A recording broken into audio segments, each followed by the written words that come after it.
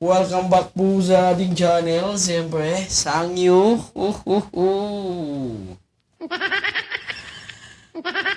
Kumusta po kayo dyan sa mga basher natin, sa mga nagmamahal sa atin. After 42 days, it's been a long day, long time, long month. Long weekend, long night, long day. Yes, kumusta kayo? Kumusta sa mga bashers, sa mga trolls, sa mga supporters? Siyempre, nagbabalik. Yay. So magandang araw po sa inyo lahat, sa mga kasangyo natin dyan, no? Hello? Bago nga po pala tayo magsimula, ay pupromote muna natin to. Yan, no? Invisible Barley. Ayaw. Tangina. Ayaw ng green. Patunay lang talaga na ayaw ng berde ang channel na to. So, ang matatakal po sa channel na to, mga pula lamang. It's between pula and the green. So, doon tayo sa green. Pula pala, sorry. Ayaw. So, simulan na natin, mga kaibigan. Balita ko. Marami na nangyari. Andyan yung pag-file ng andyan yung paghihiwalay ng unit team. Diba? Ang Bongbong Sara at Sara Bongbong. So, naghiwalay na nga sila, mga kaibigan, after 42 days. Nagmurahan na sila. Nagbantaan na sila na may mamamatay. Kung may papatayin, ganun lamang. Diba? So, simulan na natin. Nandun na tayo sa impeachment. Impeachment complaint laban kay BP Sara.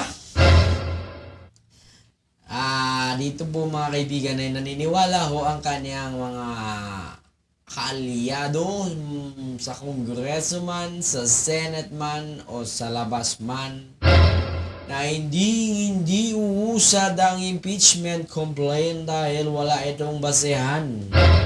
Tignan natin, laban sa laban, abogado sa abogado.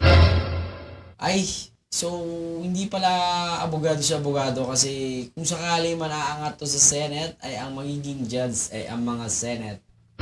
Sino ho ang magiging judge doon kundi si Batu, si Robin, si Bongo,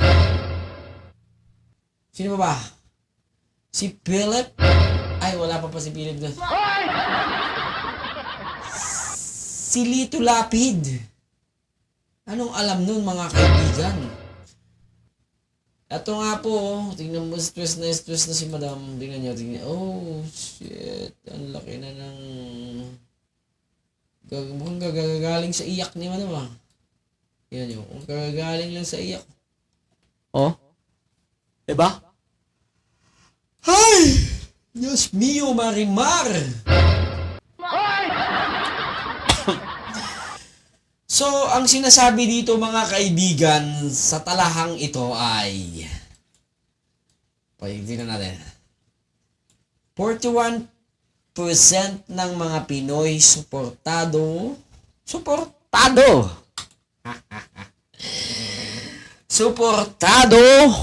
ang impeachment complaint laban sa Duterte na si Sara. So, ibig sabihin nun, mga kaibigan, 41% na mga Pilipino. Uso 100%, diba? Na mga Pinoy buong Pilipinas, buong mga, lahat ng Pinoy, no? Sabi dito, 35% ang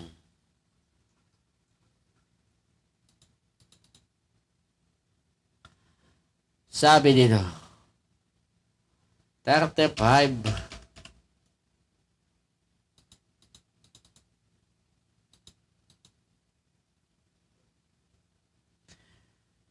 35% naman ang tutol habang 19.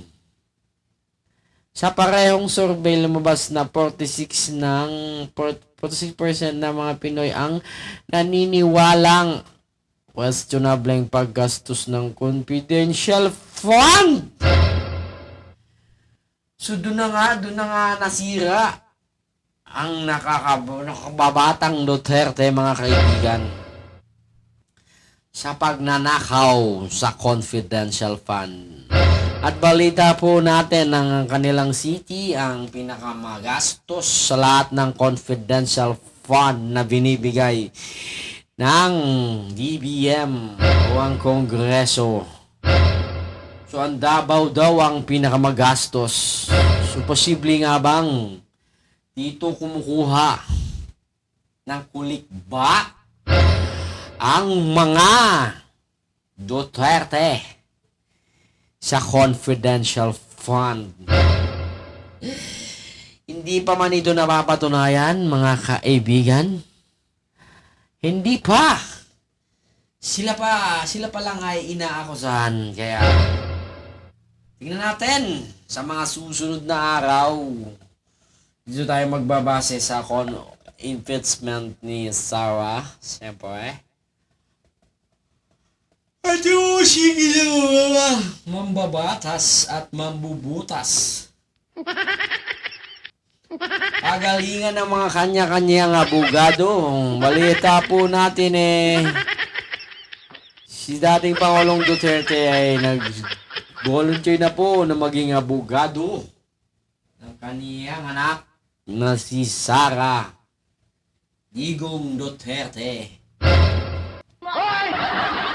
So, abangan natin sa mga susunod na kabanata, mga kaibigan. So, ang survey na to medyo kapani-paniwala kasi galing to sa SWS survey, di ba? Di natin alam kung sino nang mission dito. Pero, kapani-paniwala to. Kapani-paniwala. 41% na po. Sobra na po sa kalahati. Kasi 19 ang undecided, di ba? So, mas maraming Pinoy ang suportado si Sara. Suportado na may impeach. Ito po mga kaibigan first time po sa kasaysayan ng Republika ng Pilipinas na magsampahan po ng 4 na impeachment complaint ng Vice Presidente. Heis, baby. Yeah.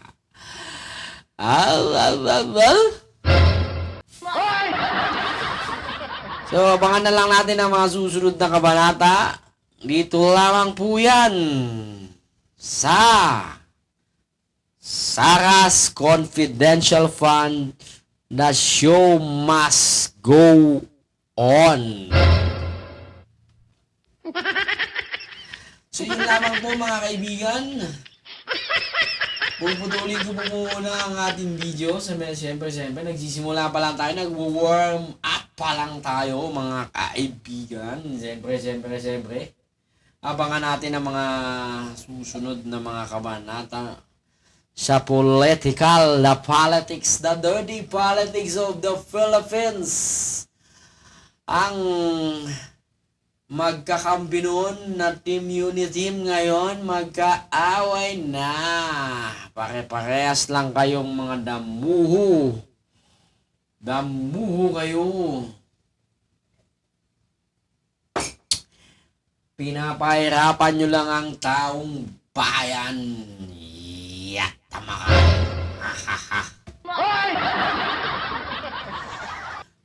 So, yun lamang hanggang sa muli.